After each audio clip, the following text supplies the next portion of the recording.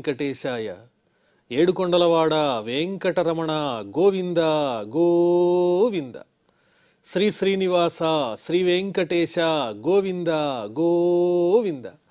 కలియుగ ప్రత్యక్ష దైవం శ్రీనివాస పరబ్రహ్మ అనుగ్రహ విశేషంతో శ్రీమద్భాగవతంలో దశమ స్కంధంలోని విశేషాలు యథాశక్తి తెలుసుకుంటున్నాం. నారాయణం నమస్కృత్య నరం చైవ నరోత్తమం దేవీం సరస్వతీం వ్యాసం తతో జయముదీరయేత్. సుఖయోగీంద్రుల వారు పరీక్షిన్ మహారాజునకు శ్రీకృష్ణస్వామి జన్మ వృత్తాంతాన్ని వర్ణించి చెబుతున్నారు. వసుదేవుల వారు ఆ శ్రీకృష్ణ స్వామిని వైకుంఠవాసిగా కనిపిస్తున్నాడు. ఆ బాలకుడే గాని చిహ్నములన్నీ శ్రీ విష్ణువునకు సంబంధించినవే ఉన్నాయి. అది చూడంగానే ఆశ్చర్యచకితుడై చక్కగా స్తోత్రం చేశాడు.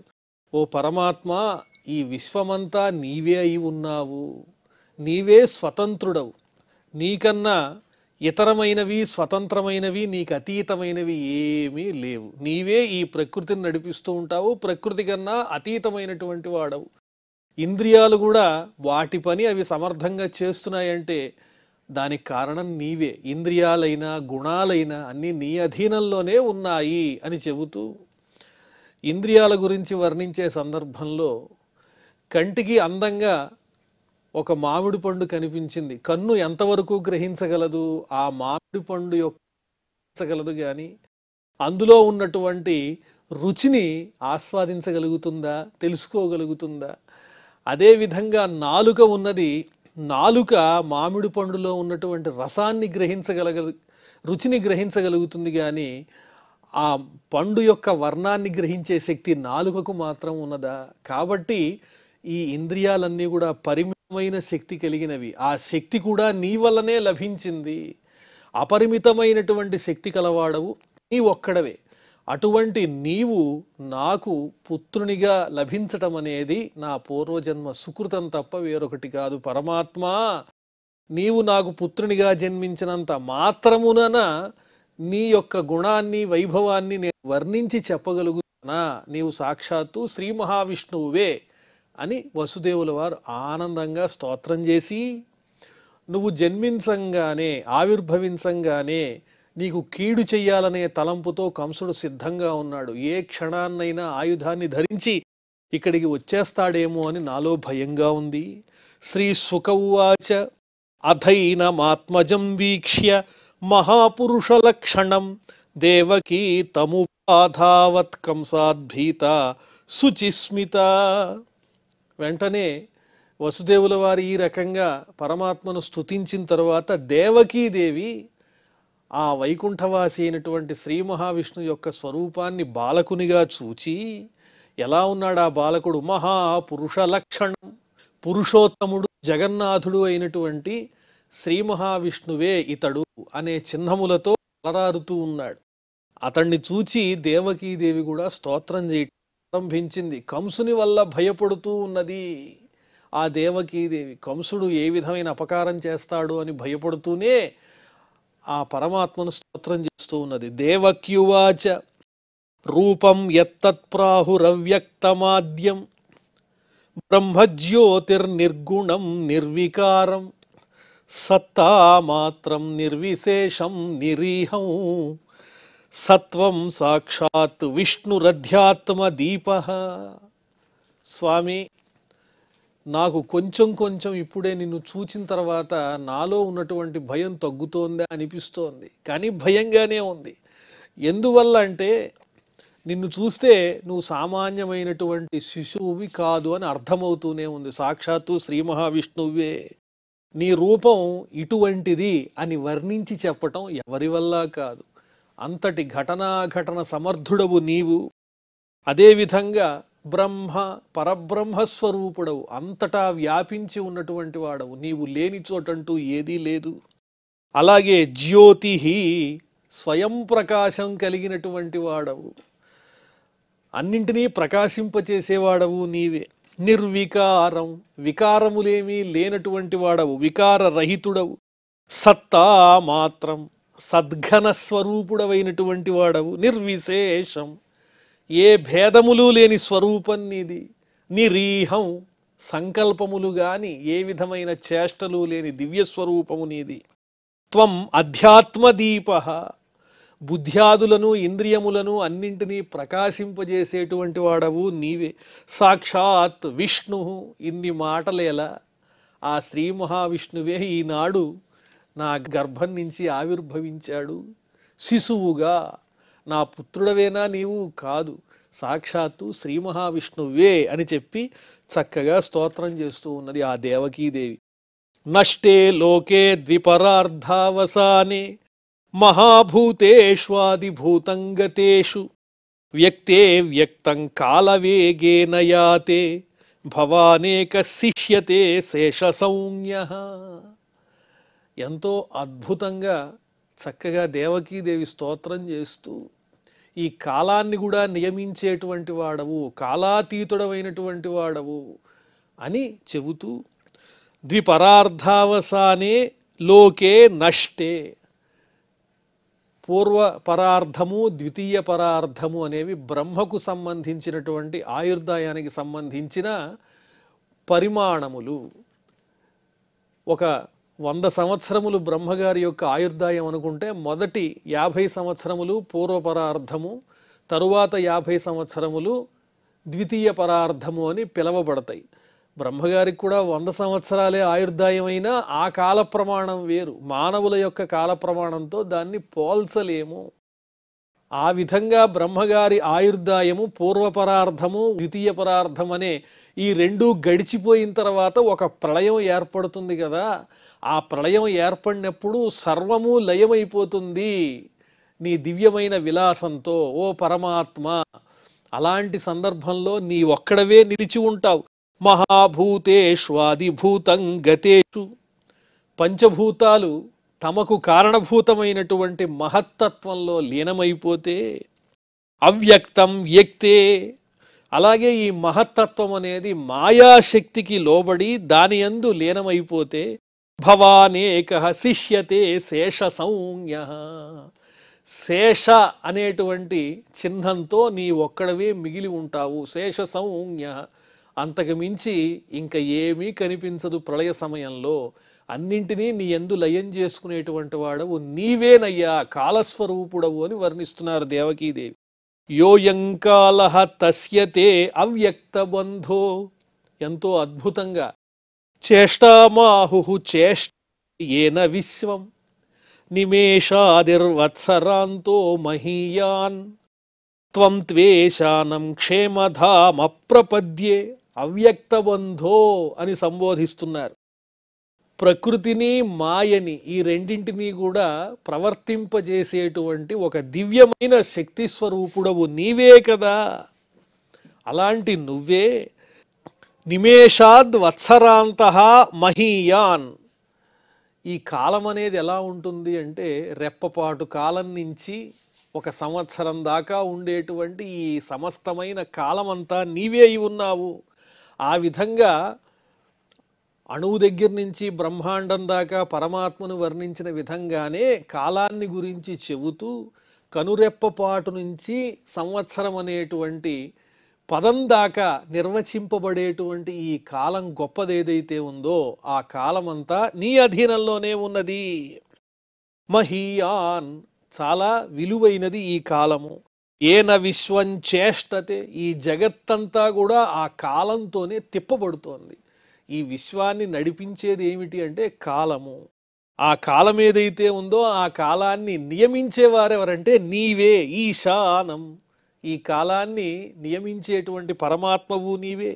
క్షేమధామ, అభయస్థానమైనటువంటి వాడవు, అందరికీ అభయాన్ని ఇచ్చేటువంటి వాడవు. త్వాం ప్రపద్యే, అభయాన్ని ఇచ్చేటువంటి రక్షకుడవైనటువంటి నిన్ను నేను శరణు కోరుతూ ఉన్నాను ఓ అవ్యక్త బంధో అని వర్ణిస్తూ చేష్టామాహు, ఈ కాలానికి సంబంధించినటువంటి ఆ లీల ఏదైతే ఉందో ఇదంతా కూడా చేష్టామాహు, నీదైనటువంటి శక్తియే, అంతకు మించి వేరొకటి లేదు. నీ శక్తితోనే కాలం నడుస్తోంది. ఆ కాలమే ఈ విశ్వానికి ఆధారభూతమైనది. నిమేషం నుంచి వత్సరము వరకు తెలియజేసేటువంటి ఈ కాల ప్రమాణం ఏదైతే ఉందో ఇదంతా నీ అధీనమే, నువ్వే ఆ కాలాన్ని నడిపిస్తున్నావు అని చెప్పి కాలస్వరూపునిగా ఆ పరమాత్మను దేవకీదేవి స్తోత్రం చేస్తూ ఉన్నది.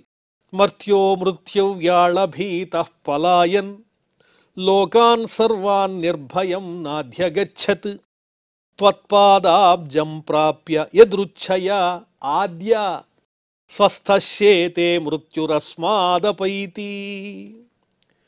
జనన మరణ భూయిష్టమైనటువంటి ఈ సంసారం అనే మహా దారుణమైనటువంటి బంధం నుంచి రక్షించేటువంటి వాడవు నీవే, నువ్వు తప్ప ఎవరున్నారు? జీవి ఒక దేహాన్ని ధరించిన తర్వాత మర్త్యః, మరణించే లక్షణం కలిగినటువంటి దేహాన్ని ధరించిన తర్వాత జీవుడు మృత్యువ్యాళభీతః, మృత్యువనేటువంటి చావు అనబడేటువంటి గొప్ప సర్పానికి భయపడి పలాయన్, పరిగెడుతూ ఉంటాడు. అంటే ఒక దేహాన్ని ధరిస్తాడు, ఆ దేహం క్షీణించిన తర్వాత అక్కడి నుంచి మరొక దేహాన్ని ధరిస్తూ ఉంటాడు జీవుడు. ఇదంతా కూడా చేసేటువంటి కర్మల్ని బట్టి నడుస్తూనే ఉంటుంది. దీని నుంచి రక్షించగలిగే వాళ్ళు ఎవరున్నారు? అది నువ్వు తప్ప వేరొకరు కాదు. లోకాన్ సర్వాన్ నిర్భయం నాధ్యగచ్చత్. ఇలా ఎన్నిసార్లు జన్మించి ఎన్ని లోకాలు తిరిగినా, పుణ్యలోకాలు సాధించినా, నరకాన్ని పొందినా ఈ జీవునకు శాశ్వతమైనటువంటి ఉత్తమ స్థానం అనేది లభించటం లేదు. మళ్ళీ పుట్టకుండా మరణించకుండా ఉండే ఆ స్థితి ఏనాటికి చేరుకోలేకపోతూ, అయ్యో ఈ మృత్యు అనబడేటువంటి సంసార బంధం నుంచి నేను తప్పించుకోలేకపోతున్నానే అనేటువంటి భయాన్ని పోగొట్టుకోలేకపోతూ ఉన్నాడు. ఎప్పుడైతే ఆ జీవుడు త్వత్పాదాబ్జం ప్రాప్య యదృచ్ఛయ, అనుకోకుండా నీ పాదపద్మాల్ని ఆశ్రయించే అదృష్టం లభించి, అది కూడా నీ అనుగ్రహం వల్ల, ఎప్పుడైతే నీ అనుగ్రహాన్ని పొందాడో వెంటనే ఆద్య అంటే శాశ్వతమైనటువంటి వాడా, నీవే అన్నిటికీ ఆధారభూతుడవు అని ఆ స్వామిని స్తోత్రం చేస్తూ, సర్వమునకు కారణమైనటువంటి నీవే ఈ దుఃఖం నుంచి తప్పించగలవు. దేని నుంచి అంటే పుట్టుట మరణించుట అనేటువంటి ఆవృత్తి నుంచి. స్వస్థశ్యేతే మృత్యురస్మాదపైతి. అప్పుడు జీవుడు నీ చరణములను ఆశ్రయించిన తర్వాత, నీ గురించి తెలుసుకున్న తరువాత, నిన్ను ధ్యానించిన తర్వాత, అప్పుడు మాత్రమే మళ్ళీ పుట్టడం మళ్ళీ మరణించడం అనే భయం నాకు లేదు అనేటువంటి, అంటే మళ్ళీ దేహాన్ని ధరించేటువంటి అవసరం నాకు లేకుండా ఉత్తమమైనటువంటి మోక్షస్థితి లభించింది అనేటువంటి సంతృప్తితో హాయిగా ఈ దేహాన్ని ధరించినటువంటి జీవుడు ఆనందాన్ని పొందగలుగుతాడు. అప్పటిదాకా అనేక దేహములను పొందేటువంటి ఆ భయం నుంచి పక్కకి తొలగలేకపోతూ ఉన్నాడు. విశ్వము లీల త్రిప్పుచు అవిద్యకు చుట్టమవైన నీకు తా శాశ్వతమైన కాలమిది సర్వము వేడబమందురు. అట్టి విశ్వేశ్వర మేలుకుప్ప నిన్ను నెవ్వడు కోరి భజించు వాడపో శాశ్వత లక్ష్మి మృత్యుజయ సౌఖ్యయుతుడు అభయుండు మాధవ. ఈ దేహం మనకు లభించినందుకు ఏం చెయ్యాలి అంటే, ఆ పరమాత్మను ఆశ్రయించి ఉత్తమమైనటువంటి సంకల్పములతో ఆ పరమాత్మను ధ్యానిస్తూ చేసేటువంటి ప్రతి పని పరమాత్మ కైంకర్య బుద్ధితో ఆచరించి ఆయన్ని తప్ప వేరొకటి చూడకుండా స్మరించినట్లయితే మళ్ళా మనం ఈ దేహాన్ని ధరించకుండా మోక్షాన్ని పొందగలుగుతాము అనేటువంటి చక్కని ధైర్యాన్ని సాధించగలుగుతాము అని వర్ణిస్తూ ఉన్నారు. అతడే సౌఖ్యయుతుండు అభయుండు మాధవ. ఈ మృత్యు సంబంధమైన బాధను జయించగలిగేవాడవుతాడు ఎవడైతే ఈ దేహాన్ని సద్వినియోగం చేసుకుని పరమాత్మ సేవలో నియమిస్తాడో అతడే ఉత్తముడైనటువంటి భక్తుడవుతాడు, పరమాత్మ అనుగ్రహాన్ని సాధించగలుగుతాడు. ఒంటి నిల్చి పురాణ యోగులు యోగ మార్గ నిరూఢులై కంటి మందురు కాని నిక్కమ కానరీ భవదాకృతి. మహానుభావులైనటువంటి యోగులు ఒంటికాలు మీద నిలబడి శరీరాన్ని కృశింపజేసి ఎక్కడున్నాడు విష్ణువు పరమాత్మ అని తదేక దీక్షతో నీయందే మనసు నిలిపి అన్వేషిస్తూ ఉంటారు కదా యోగ మార్గంతో. అలాంటి వాళ్ళు ఎప్పుడన్నా మేము చూసాం అనుకుంటారు కానీ పరిపూర్ణంగా నిన్ను దర్శించలేరు. కానీ అంతటి అద్భుతమైనటువంటి నీ దర్శనం మాకు లభించింది అని దేవకీదేవి స్తోత్రం చేస్తూ, కంటి భద్రము కంటి మాంసపు కన్నులన్ కనబోలది తొంటి రూపు తొలంగబెట్టుము తోయజేక్షణ మృక్యదన్. ఈ చర్మచక్షువులకు నీ దర్శన భాగ్యం కలిగిందయ్యా, ఏం చెప్పమంటావు, మా అదృష్టము. కానీ సామాన్యమైనటువంటి ఈ నేత్రములతో నిన్ను దర్శించేటువంటి శక్తి మాకు లేదు, దయచేసి ఈ అద్భుతమైనటువంటి రూపాన్ని ఉపసంహరించుకొని ప్రార్థన చేస్తూ ఉన్నది. సత్వం ఘోరాత్ ఉగ్రసేనాత్మజాన్నః త్రాహిత్రస్తాన్ భృత్య విత్రాసహాసి రూపం చేదం పౌరుషం ధ్యానధిష్ణ్యం మా ప్రత్యక్షం మాంసదృశాం కృషిష్ఠాః. ఘోరమైనటువంటి లక్షణం కలిగినటువంటి వాడు, క్రూర స్వభావం కలిగిన వాడు ఆ కంసుడున్నాడే, ఉగ్రసేనుని యొక్క కుమారుడు ఆ కంసుడు, అతడి నుంచి మమ్మల్ని రక్షించు.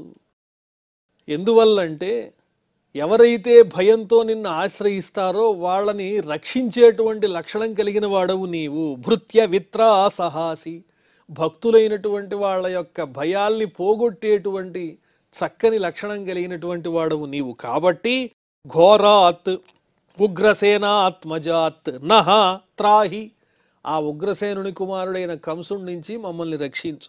రూపంచేదం పౌరుషం ధ్యానధిష్ణ్యం. ఇప్పుడు నీవు కనిపిస్తున్న ఈ రూపముందే, చూడటానికి బాలకుని వలె ఉన్నావు కానీ చతుర్భుజాలలో శంఖము చక్రము గద పద్మములను ధరించినటువంటి వాడవై, శ్రీవత్సమనేటువంటి పుట్టుమచ్చతో స్వర్ణఖచితమైన కిరీటంతో నీవే పరమాత్మవు, నీవే శ్రీ మహావిష్ణు స్వరూపుడవనేటువంటి జ్ఞానాన్ని కలిగిస్తూ ఎవరైతే ధ్యాననిష్టతో ఈ రూపాన్ని చూడాలనుకుంటారో అలాంటి రూపాన్ని ఇప్పుడు మా కళ్ళకు చూపిస్తూ ఉన్నావు. ఈ సామాన్యమైనటువంటి చర్మచక్షువులకు నీ రూపదర్శన భాగ్యం కలిగింది. మా ప్రత్యక్షం మాంసదృశాం కృషిష్ఠాః. ధ్యానంతో నిన్ను దర్శించేటువంటి మహానుభావులకు మాత్రమే లభించేటువంటి ఈ అద్భుతమైనటువంటి రూపాన్ని మా ప్రత్యక్షం కృషిష్ఠాః, ప్రత్యక్షంగా ఇప్పుడు చూపించవద్దయ్యా. కంసుడు వచ్చేస్తున్నాడు. మాంసదృశాం, ఈ చర్మచక్షువులు కలిగినటువంటి మాకు ఈ అద్భుతమైనటువంటి రూపాన్ని దర్శించేటువంటి సామర్థ్యం ఉన్నదా?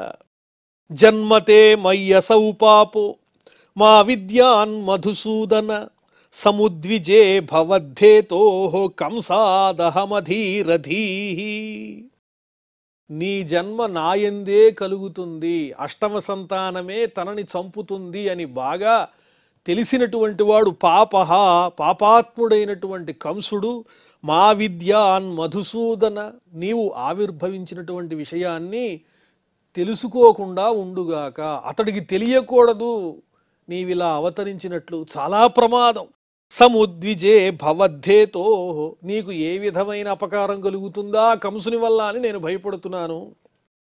కంసాదహమధీరధీ, నా ధైర్యం అంతా పోతూ ఉన్నది, నీకేమన్నా అపకారం చేస్తాడేమో కంసుడని భయపడుతున్నాను అంటోంది దేవకీదేవి. ఆవిర్భవించినటువంటి వాడు, పుత్రునిగా కనిపిస్తున్నటువంటి వాడు సాక్షాత్తు మహాపురుషుడైనటువంటి శ్రీ మహావిష్ణువు అని తెలిసినప్పటికీ కూడా ఆయనకు మంగళములు కలుగుగాక, కంసుని వల్ల అపకారం కలగకుండుగాక అని ఒక సాధారణమైనటువంటి మాతృదేవత యొక్క స్వభావం ఏదైతే ఉంటుందో ఆ స్వభావాన్ని కలిగి ఆ శ్రీ మహావిష్ణువుని ప్రార్థన చేస్తూ ఉన్నది. ఉపసంహర విశ్వాత్మన్ అదహ రూపం అలౌకికం. స్వామి, అలౌకికం అదహ రూపం, సామాన్యము కానటువంటి విశేషమైన అలౌకికమైన మానవాతీతమైనటువంటిది ఏదైతే ఈ దివ్య స్వరూపం ఉన్నదో, దివ్యమంగళ విగ్రహము శ్రీ మహావిష్ణు స్వరూపం ఏదైతే ఉందో దాన్ని ఉపసంహర, దాచిపెట్టుకో, ఇప్పుడు కనిపించనివ్వద్దు. విశ్వాత్మన్, ఈ విశ్వమంతా నీలో ధరించి ఉన్నటువంటి ఓ పరమాత్మ, ఈ రూపాన్ని దాచిపెట్టు. శంఖచక్ర గదా పద్మశ్రియాజుష్టం చతుర్భుజం, ఎటువంటి స్వరూపాన్ని దాచిపెట్టు? శంఖము చక్రము గదా పద్మము ఇత్యాదిగా కలిగినటువంటి శోభలతో నిండి ఉండి 4 భుజములు కలిగినటువంటి ఈ దివ్య స్వరూపాన్ని దాచిపెట్టు అని ప్రార్థిస్తూ ఉన్నది దేవకీదేవి. విశ్వం యదేతత్ స్వతనౌ నిశాంతే యథావకాశం పురుషః పరో భవాన్ బిభర్తి సోయం మమ గర్భగో అభూత్ అహో నృలోకస్య విడంబనం హితత్. విశ్వాన్నంతటినీ కూడా నీలోనే నువ్వు దాచుకుంటావు. ప్రళయం వచ్చినప్పుడు ఈ విశ్వమంతా ఎవరిలో ఉంటుంది? నీ ఉదరంలో ఉంటుంది. అది కూడా ఎలా ఉంటుందంటే చాలా సౌకర్యంగా ఉంటుంది, ఏమాత్రం ఇబ్బంది లేకుండా ఉంటుంది నీ ఉదరంలో ఈ విశ్వమంతా. అంత విశాలమైనటువంటిది నీ ఉదరం. విశ్వం యదేతత్ స్వతనౌ, నీ తనువు ఎందే, ఎప్పుడు నిశాంతే, ప్రళయ సమయంలో నీ తనువునందు నీ దేహంలోనే ఈ విశ్వమంతా దాచిపెట్టబడి ఉంటుంది. యథా అవకాశం, చక్కగా ప్రశాంతంగా ఉంటుంది, ఏ ఒడిదుడుకులు లేకుండా. ఎందువల్లంటే పురుష పరో భవాన్, పరహ పురుష, నీవు ఆ పరమాత్మ స్వరూపుడవైన పురుషోత్తముడవైన శ్రీ మహావిష్ణువే తప్ప వేరొకరు కాదు. అందువల్ల ఈ విశ్వాన్ని నీలో ధరించగలిగే శక్తి ఉన్నటువంటి వాడవు నీవు. బిభర్తి సోయం మమ గర్భగో అభూత్, అంతటినీ నీలో దాచుకోగలిగినటువంటి నీవు నా గర్భమునందు ఆవిర్భవించావంటే ఇది ఎంత విచిత్రము. ఎవరి దగ్గరైనా సామాన్యుల దగ్గరికి వెళ్ళి ఈ విషయం చెప్తే లోకంలో ఉన్నవాళ్ళు ఏమంటారు?